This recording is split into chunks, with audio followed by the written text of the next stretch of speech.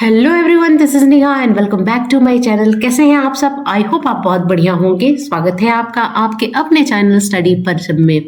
English pedagogy paper 1 paper 2 के लिए practice session आज 8 देखेंगे और ये प्रैक्टिस सेशन बहुत इंपॉर्टेंट क्वेश्चन वाले हैं, तो ध्यान दीजिएगा, वीडियो स्किप नहीं कीजिएगा, लास्ट तक बने रहिएगा। एक एक क्वेश्चन को समझेंगे और ऑप्शन को करेक्ट करेंगे, ठीक है। तो ये प्रैक्टिस सेशन का जो सीरीज है ये आपके लिए बहुत ज़्यादा हेल्पफुल रहेगा, बेनिफिशियल रहेगा आपके 14 और 15 दिसंबर के एग्जाम के लिए, ठीक है। तो बने रहिएगा, टारगेट हाई रखना है। टारगेट आपकी हाई रहेगी तो आप अचीव भी हाई करोगे। तो टारगेट रखिएगा कि 15 आउट ऑफ 15 आप लेकर आओ ताकि आपको 14 एटलीस्ट आ जाए, है ना। तो चलिए फिर स्टार्ट करते हैं। अगर आप चैनल पे नए हैं तो चैनल को सब्सक्राइब कीजिए, बेल आइकन दबाइए जिससे आपको नए वीडियो के नोटिफिकेशन मिलते रहेंगे। स्टार्ट करते हैं आज की क्लास। देखते हैं पहला क्वेश्चन। सबसे पहला क्वेश्चन है असर्शन एंड रीजन से। असर्शन एंड रीजन वाले क्वेश्चन को बहुत ध्यान से पढ़िएगा, है ना, क्योंकि यहाँ पे गलत होने के चांसेस ज्यादा रहते हैं। Read the following statement and choose the correct option. Assertion हमारा क्या बोलता है, अभिकथन क्या है? A child in his early childhood stage use more verbal verbs than noun and ignore the grammar rule. देखिए, जो अर्ली स्टेज ऑफ लाइफ की बात क्या हो रही है, जब बच्चे कहाँ रहते हैं, जब बच्चे पढ़ना स्टार्ट करते हैं, बच्चे इंटर करते हैं स्कूल में एंटर करेंगे तो कौन सा पहला स्टेज आता है, जब फर्स्ट जो ये 3 ईयर होता है आपकी नर्सरी, केजी फर्स्ट और केजी सेकंड। तो इस समय क्या आप देखते हो स्कूलों में कि बच्चे क्या करते हैं, ज्यादा एक्शन का यूज करते हैं। वर्ब का यूज करने का मतलब है कि ज्यादा वर्ब वाले टर्म को यूज करते हैं, वर्ब वाले वर्ड को यूज करते हैं, जैसे रनिंग, जंपिंग, है ना। इसमें हम एक राइम्स की भी जिक्र करते हैं कि head, shoulder, knees and toes, यानी एक्शन के थ्रू बच्चे यहाँ पे ज्यादा वर्ब का यूज करते हैं। किसके कंपेयर में? नाउन के कंपेयर में, यानी use more verb than noun and ignore grammar rule. Grammar rule को यहाँ पे इग्नोर करते हैं बच्चे, बिल्कुल इग्नोर करते हैं, क्योंकि ये बहुत छोटे बच्चे हैं, अभी इनको ग्रामर का रूल नहीं पता है। ये बात अलग है कि अनकॉन्शियस यानी सबकॉन्शियसली बच्चे क्या कहते हैं, ग्रामेटिकल रूल को अपने घर के इन्वायरमेंट से धीरे धीरे बोलना सीख लेते हैं। उनको रूल पता नहीं होता है, लेकिन घर के इन्वायरमेंट से सीख लेते हैं अपनी पहली लैंग्वेज को, अपनी मदर टंग को, लेकिन उनको ग्रामर रूल के बारे में पता नहीं होता। ये बात बिल्कुल सही बताई गई है। उसके बाद दे लैक वोकैबुलरी रेंज, बिल्कुल सही है। इतने छोटे बच्चे हैं, एक्सपोजर अभी कम मिल रहा है उनको, तो एक्सपोजर कम मिलेगा तो वोकैबुलरी का जो रेंज होगा, तो शब्दकोश होगा उनके पास कम होगा, क्योंकि अभी वो धीरे धीरे उनकी जो कॉग्निटिव एबिलिटी है वो बढ़ेगी, कॉग्निटिव क्षमता बढ़ेगी, उसके अकॉर्डिंग वो वोकैबुलरी, बहुत सारे शब्दों को जोड़ना अपने लाइफ में शुरू करेंगे, है ना। तो ये दोनों बातें सही हैं। असर्शन और रीजन बिल्कुल सही है। Both A and R are true and R is the correct explanation of A. आप 4th ऑप्शन के साथ जा सकते हैं, दोनों सही है। और आर यहाँ पर वोकैबुलरी रेंज यहाँ पे कम होता है, जिसके कारण वो वर्ब का ज्यादा यूज करते हैं, नाउन का यूज कम करते हैं, और इनके पास ग्रामेटिकल रूल भी नहीं होता है। ग्रामेटिकल रूल नहीं होगा तो नाउन, प्रोनाउन, एडजेक्टिव, वर्ब के बारे में इन्हें पता नहीं होगा। बहुत छोटे बच्चे हैं, आप 3 साल से लेके यहाँ पर 6-7 साल के बच्चे की बात की जा रही है, ठीक है। Option number 4 is the correct answer. Move on to next question. Read the following statement and choose the correct option. फिर यहाँ पे असर्शन एंड रीजन से है, क्या है, पूछ रहा है a plan for individualised learning must be created by the language teacher. बिल्कुल सही है। प्लान आपको कैसा करना है, आपको लेसन प्लान किस तरह से करना है, आप एक एक बच्चे की लर्निंग स्टाइल को आप रीड कीजिए, एब्जॉर्व कीजिए, और उसके अकॉर्डिंग आपको प्लान बनाना है, प्लान को क्रिएट करना है। Learning individual learning must be created by the language teacher.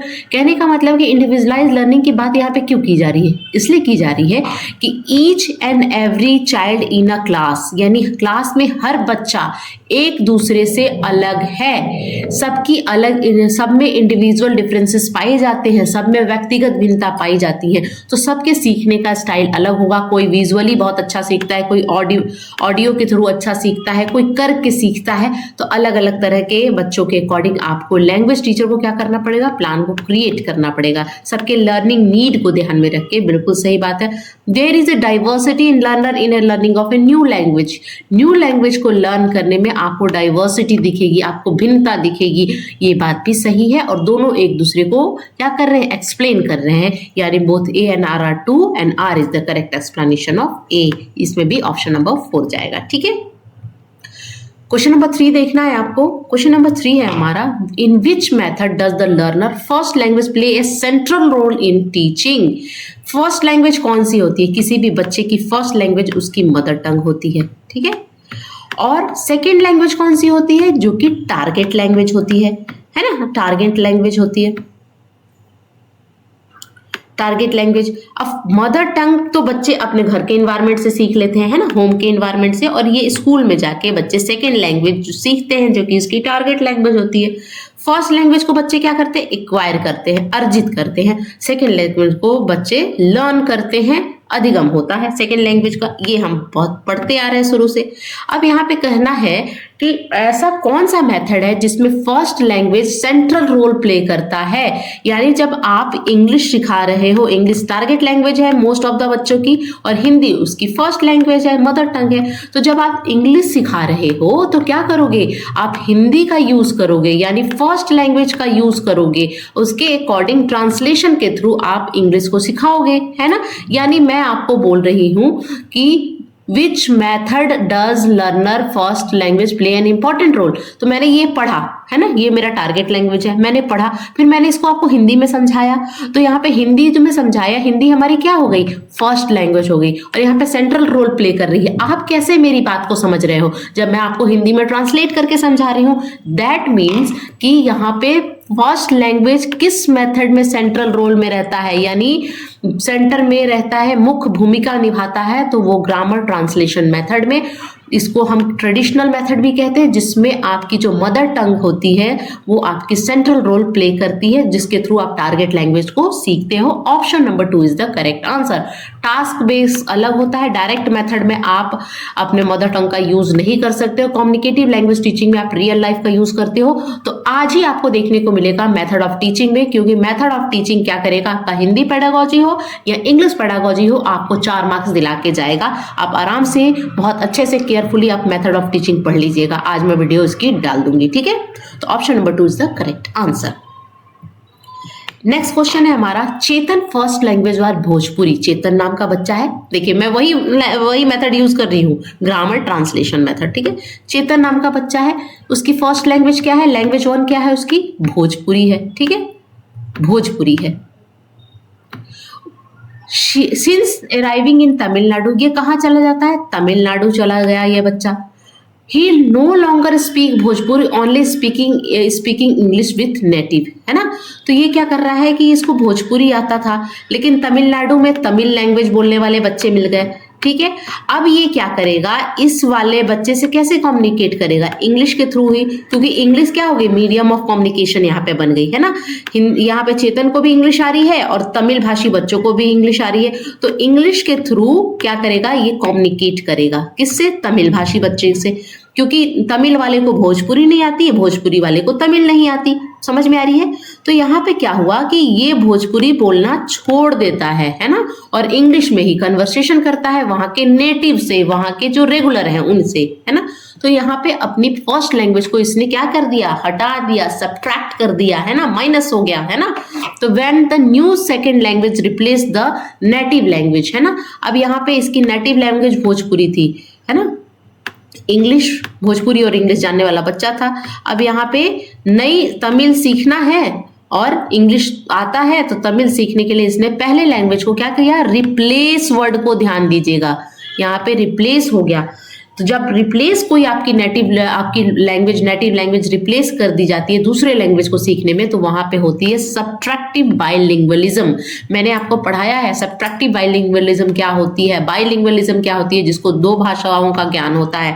Bilingual, multilingual बहुत 2 से ज्यादा भाषाएं जानने वाला बच्चा। सब्ट्रैक्टिव बाइलिंगुअल में आप अपनी पहली भाषा को छोड़ के कोई और भाषा सीखना है तो वहां पे आपको रिप्लेस करना पड़ता है, तो सब्ट्रैक्टिव। लेकिन आप कोई और भाषा सीख रहे हो लेकिन आपकी जो पहली भाषा है उसमें क्या कर रही है,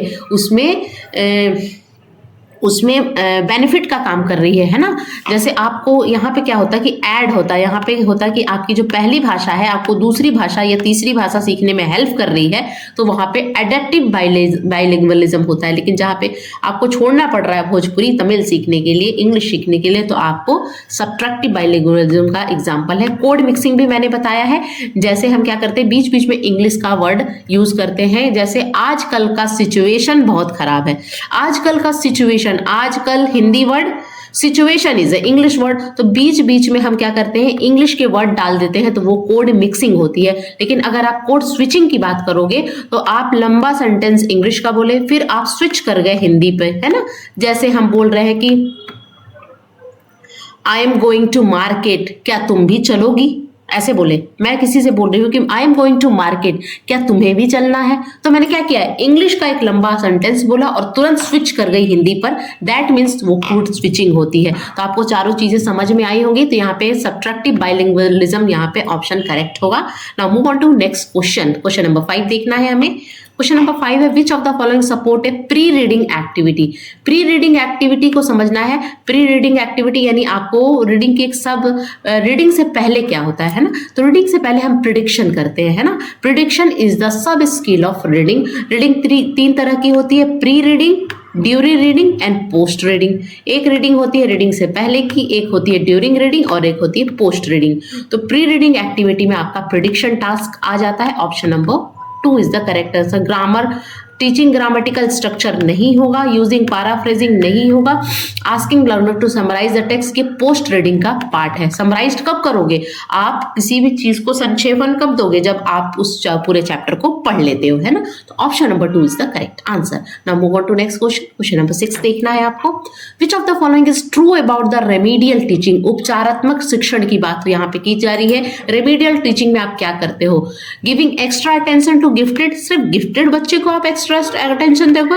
every child is equal and you should give equal opportunity to every child in our Indian context of education, ठीक है। तो आप सिर्फ गिफ्टेड बच्चे पर एक्स्ट्रा अटेंशन नहीं दोगे, आप सारे बच्चे आपके लिए इक्वल है।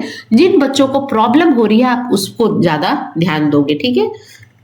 तो ये गलत है। Provide extra marks to improve performance, आप एक्स्ट्रा मार्क्स दोगे, एक्स्ट्रा मार्क्स आप उसको गाइड दोगे ताकि वो एक्स्ट्रा मार्क्स ला सके, आपको एक्स्ट्रा मार्क्स नहीं देना है, ठीक है। तो ये भी गलत हो गया। Use showing sympathy to backward student, आप सिंपैथी शो करोगे, sympathy is a negative word, इसको याद रखिएगा। मैंने जब टैग वर्ड बताया है तो सिंपैथी क्या है, नेगेटिव है। आपको समानुभूति देना है, सहानुभूति नहीं देना है। आपको इम्पैथी शो करना है, सिंपैथी शो नहीं करना है, it is a negative word. Sympathy आप शो नहीं, आपको समानुभूति देना है, इम्पैथी देना है बच्चों को। और बैकवर्ड आप उसके लिए काम करो ना, आप सिंपैथी, अरे यार बेचारा बहुत गरीब घर से है, इसको ये है, आप ये नहीं कीजिए। जो उसके पास है उसको आप रिसोर्स के रूप में लेके उसको आगे बढ़ाइए, है ना। तो वो हो कितनी है। Provide support to improve performance, बिल्कुल सही। आप स्कैफोल्डिंग दीजिए बच्चे को आप रेमेडियल टीचिंग में क्या करोगे, आपने बच्चे को जो हम असेसमेंट करते हैं, असेसमेंट ये सबमिटिव असेसमेंट नहीं, फॉर्मेटिव असेसमेंट में क्या करते हैं, असेसमेंट फॉर लर्निंग जब हम करते हैं तो बच्चों का फीडबैक के लिए करते हैं, बच्चे कहाँ अटक रहे हैं। जब हम देखेंगे कि बच्चों को प्रॉब्लम आ रही है तो उसके अकॉर्डिंग हम क्या करते हैं, रेमेडियल टीचिंग देते हैं, है ना। रेमेडियल टीचिंग उपचार करते हैं कि बच्चे यहाँ अटक रहे हैं, यहाँ उनको प्रॉब्लम आ रही है, उसके अकॉर्डिंग आप प्लान चेंज करोगे, है ना। प्रोवाइड एक्स्ट्रा सपोर्ट दोगे, बच्चे को सपोर्ट दोगे, है ना। आप स्कैफोल्डिंग प्रोवाइड करोगे, बच्चा करेगा खुद ताकि वो उसका परफॉर्मेंस जो है उसका अच्छा हो सके। तो आप यहाँ पे किस ऑप्शन के साथ जा सकते हो, ऑप्शन नंबर 4। एलिमिनेट कीजिए, आपको आंसर खुद ब खुद मिलेगा, ठीक है। और ये आपका सीटेट का रिकॉर्ड रहा है, एलिमिनेशन टेक्निक। एलिमिनेशन टेक्निक से आंसर तक पहुंचा जा सकता है, ठीक है। नेक्स्ट क्वेश्चन है question number 7। Read the following statement and choose the correct option. Assertion and reason है English is an associate official language. क्या इंग्लिश हमारी एसोसिएट ऑफिशियल लैंग्वेज है, तो ओला एक्ट के अकॉर्डिंग इंग्लिश क्या है, हमारी एसोसिएट ऑफिशियल लैंग्वेज है, आर्टिकल 343 के अकॉर्डिंग, है ना। लैंग्वेज को किस शेड्यूल में रखा है, शेड्यूल 8 में, है ना। तो इस चीज को ध्यान रखिएगा। बिल्कुल है, इंग्लिश हमारी एसोसिएट ऑफिशियल लैंग्वेज है ना, और हिंदी हमारी ऑफिशियल लैंग्वेज है। हमारे देश की कोई भी राष्ट्रभाषा नहीं है, कोई भी नेशनल लैंग्वेज नहीं है, क्योंकि India is a multilingual country, यहाँ पे अलग अलग तरह की भाषाएं हैं। उसके बाद क्या है, English is taught as a foreign language in Indian school. बिल्कुल गलत है, इंग्लिश फॉरेन लैंग्वेज के रूप में इंडियन स्कूल में नहीं पढ़ाया जाता। इंडियन क्या है, इंग्लिश क्या है, टारगेट लैंग्वेज है, हमारी सेकेंड लैंग्वेज के रूप में हम इंग्लिश को पढ़ा सकते हैं इंडियन स्कूल में। तो फॉरेन लैंग्वेज में अभी क्या है, जैसे बहुत सारे स्कूल में आप फ्रेंच वगैरह देखते हो, ये फॉरेन लैंग्वेज के रूप में हम पढ़ाते हैं, ठीक है, इंग्लिश को नहीं। तो ये गलत हो गया। आपका असर्शन सही है, ओनली वन सही है, तो ए फॉल्स जहां जहां है आप गलत कर दीजिए। आर इज नॉट एक्सप्लेनेशन, यहाँ पे A is true, R is false पर आप जा सकते हो। Option number first is the correct answer, ठीक है। क्वेश्चन नंबर 8 देखना है हमें। Which of the following is not a characteristics of language. Language की कैरेक्टरिस्टिक्स मैंने पढ़ाई थी, जिन्होंने मेरी मैराथन क्लास देखी है उसमें मैंने सबसे पहला स्लाइड यही पढ़ाया था कि लैंग्वेज के क्या क्या कैरेक्टरिस्टिक्स होते हैं। लैंग्वेज सिंबॉलिक होता है, यानी 3 फॉर्म बताए थे, ओरल होता है, रिटन होता है और सिंबॉलिक होता है। बिल्कुल होता है, और तीनों के ग्रामेटिकल रूल भी होते हैं, ठीक है। लैंग्वेज स्टैटिक नहीं होता, लैंग्वेज डायनेमिक होता है ना। हर जगह आपको लैंग्वेज में बदलाव देखने को मिलेगा, है ना। हमने ये बोला था कि क्या है कि लैंग्वेज क्या होता है, हर जगह बदलता रहता है। स्टैटिक है, डायनेमिक है, आपको चेंजेस देखने को मिलेंगे। स्टैटिक नहीं है, स्थिर नहीं है। लैंग्वेज सोशल होता है, लैंग्वेज सिस्टमैटिक होता है, ये तीनों होता है, ये मैंने बताया है।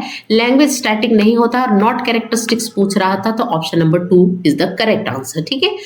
क्वेश्चन नंबर 9 देखना है अभी। 9 क्या बोल रहा है, assertion and reason prompting student to recall previous knowledge is important। बच्चों को ये prompt किया जा रहा है, बच्चों को ये बताया रहा है कि previous knowledge को आप क्या करना है, किसी भी चैप्टर को पढ़ाने से पहले आप previous knowledge को recall करने को बच्चों को बोल रहे हैं। recalling the previous knowledge help student connect the known knowledge to the new knowledge। देखिए, कोई भी चैप्टर अगर आप पढ़ाते हो तो उस चैप्टर से रिलेटेड क्या होता है, पिछले क्लास में आप पढ़े रहते हो, तो उस चीज को हम क्या करते हैं, रिकॉल करते हैं। रिकॉल करेंगे जिससे क्या करें कि जो अपकमिंग चैप्टर है उसको आप कनेक्ट कर सको। तो दोनों बात सही है, यानी यहाँ पे व्याख्या हो रही है, एक्सप्लेनेशन सही है। A and R are true and R is the correct explanation of A. बहुत इजी क्वेश्चन था, ठीक है। नेक्स्ट क्वेश्चन आप देखना।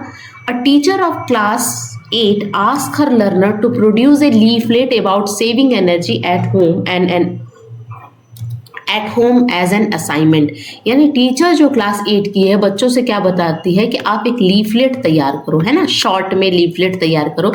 आपको टॉपिक क्या दिया है टीचर ने, सेविंग एनर्जी, है ना। कब करना है, घर में करना है। असाइनमेंट के रूप में आपको एक लीफलेट तैयार कीजिए, होम असाइनमेंट के रूप में एक लीफलेट तैयार कीजिए। इस तरह का एक छोटा सा पेपर पे आपको लीफलेट तैयार करना है।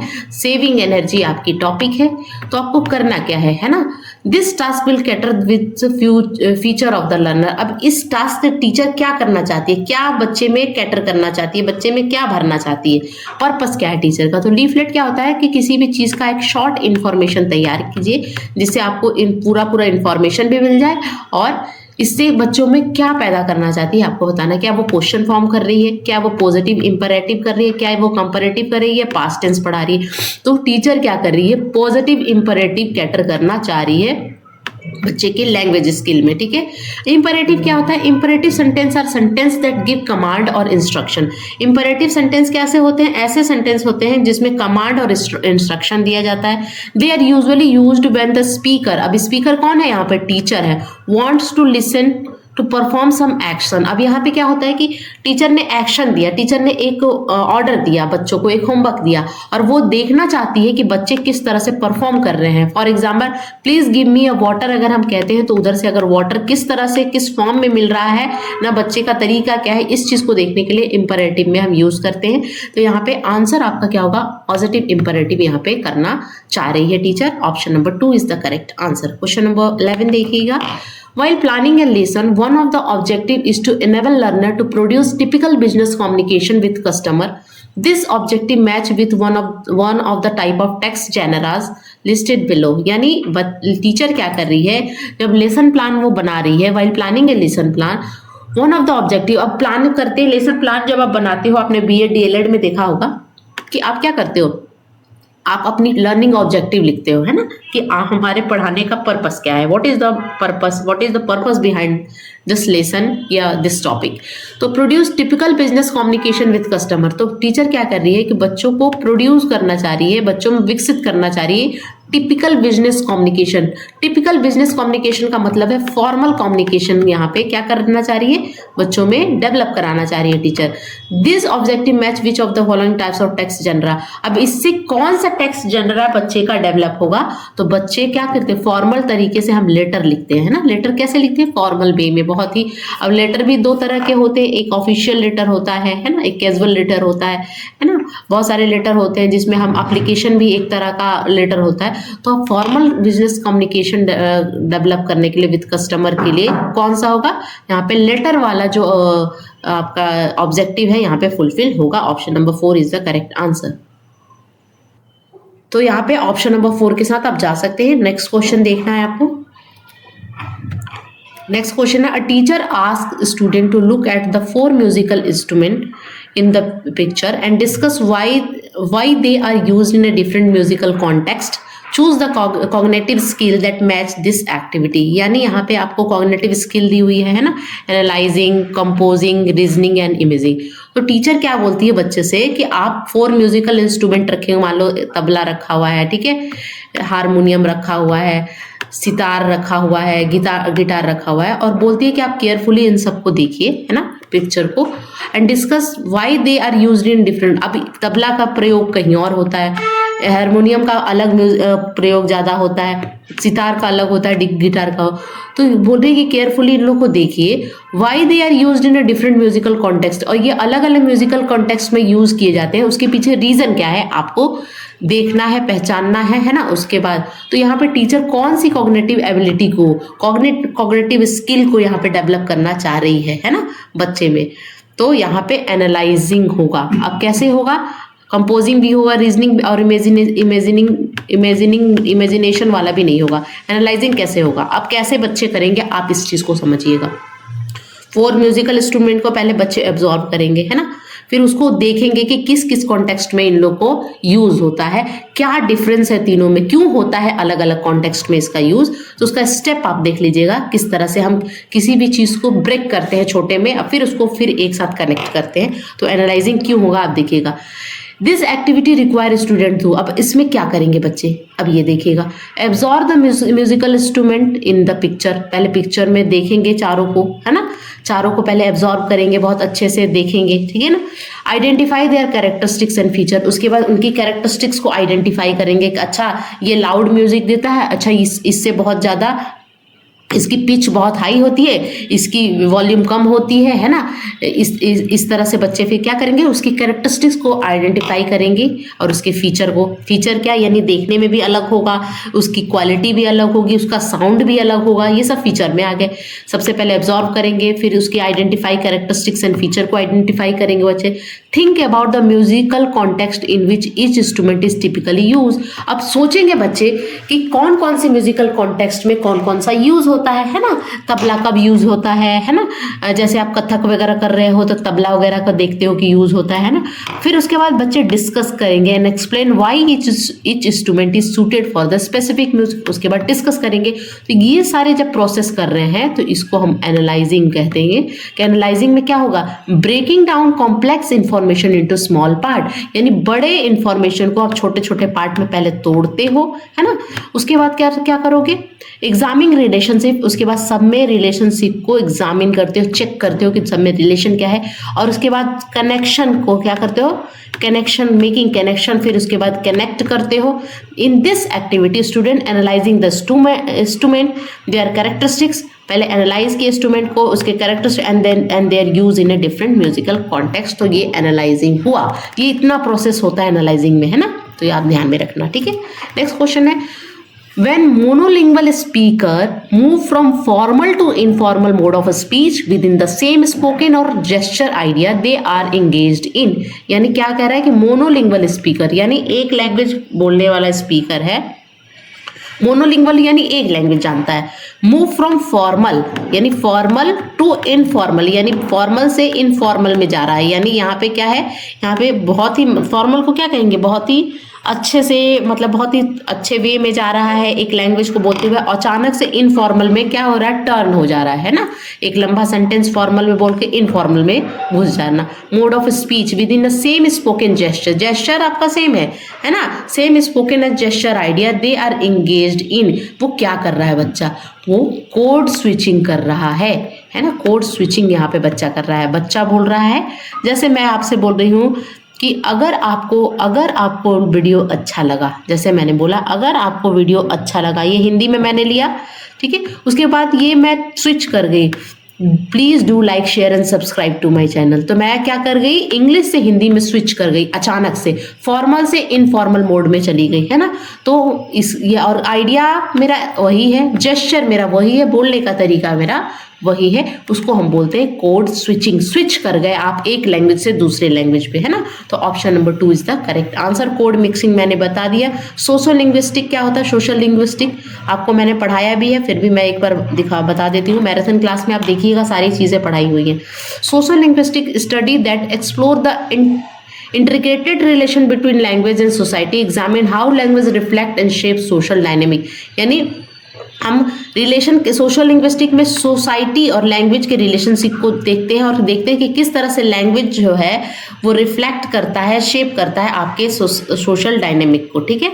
अध्ययन समाज भाषी विज्ञान अध्ययन जो भाषा और समाज के बीच जटिल संबंधों की खोज करता है और यह जांचता है कि भाषा किस प्रकार सामाजिक गतिशीलता को प्रतिबंधित करता है और आकार देता है, ठीक है। तो ये होता है सोशल लिंग्विस्टिक, यानी relation between society and language. Question number 14 है, children informal interaction, friendship and relationship with other in their community are based on their use of which form of language. यानी बच्चे क्या कर रहे हैं, यहाँ पे देखिए सबसे इंपॉर्टेंट है इन देयर कम्युनिटी का, यानी सोसाइटी का यूज किया है। इनफॉर्मल इंटरेक्शन, फ्रेंडशिप, रिलेशनशिप, ये किस में आएगा, ये लैंग्वेज सोशलाइजेशन में आता है। एकोमोडेशन नहीं होता है, एसिमिलेशन ये पियाजे का टर्म है ना। इनकल्चरेशन भी नहीं है, ये है language socialisation. Option number 3 is the correct answer, ठीक है। नेक्स्ट है क्वेश्चन नंबर 15, आज का लास्ट क्वेश्चन है। In case of vocabulary use grammar provide a pathway for learner to. Vocabulary का जब यूज करेंगे तो ग्रामर क्या करता है, एक पाथवे प्रोवाइड करता है, एक आपको दिशा देता है ना। जैसे आप वोकैबुलरी आपके पास बहुत है लेकिन आपके पास ग्रामर का नॉलेज नहीं है, आपके पास बहुत सारे वर्ड हैं, आपके पास वर्ड का भंडार है ना, लेकिन आपके पास ग्रामेटिकल रूल आपको नहीं पता है, तो आप कैसे उस पूरे लैंग्वेज को, पूरे वर्ड को कनेक्ट कीजिए। मान लीजिए बहुत सारे आपके पास वर्ड है, वोकैबुलरी रेंज आपका बहुत ज़्यादा है, लेकिन आपको ग्रामर का रूल नहीं पता है, तो आप कनेक्ट नहीं कर पाइएगा ये सारे को।